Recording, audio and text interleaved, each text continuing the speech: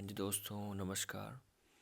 आज हम इंग्लिश का एक शब्द जानेंगे और उसको प्रॉपर तरीके से समझने की कोशिश करेंगे। ठीक है, तो हमारा आज का जो शब्द है उसका नाम है डिज़ास्टर।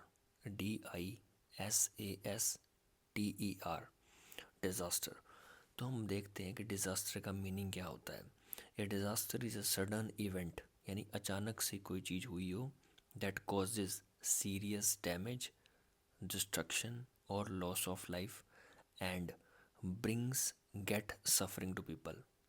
यानी कि ऐसा कोई घटना यानी इवेंट हुआ हो जिससे डैमेज हुआ हो, कोई डिस्ट्रक्शन हुआ हो या किसी की ज़िंदगी गई हो, and brings great suffering to people, और लोगों को उससे पीड़ा पहुंची हो। हिंदी में अगर बताऊं तो आपदा कह सकते हो आप, विपत्ति या फिर तबाही। ऐसी अचानक होने वाली घटना जिससे भारी नुकसान, जान माल की हानि या फिर बहुत बड़ा संकट।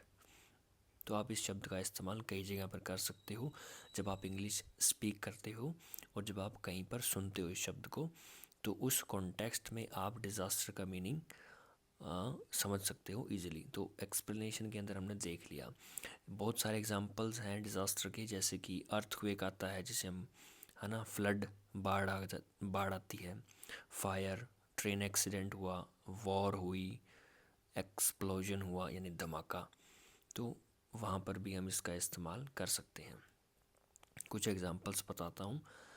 The flood was a major disaster for the village, यानी कि जो बाढ़ था, बाढ़ गांव के लिए एक बड़ी आपदा थी।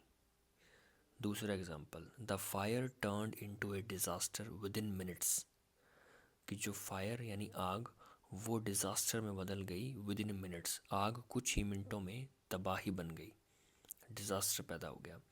सिनोनिम हम जानते हैं इस शब्द के, डिज़ास्टर के सिनोनिम का मतलब इसी के जैसे शब्द, या जिसे हम पर्यायवाची कहते हैं हिंदी में, सिमिलर वर्ड्स। जैसे होती है कैलेमिटी, CALAMITY, विपत्ति।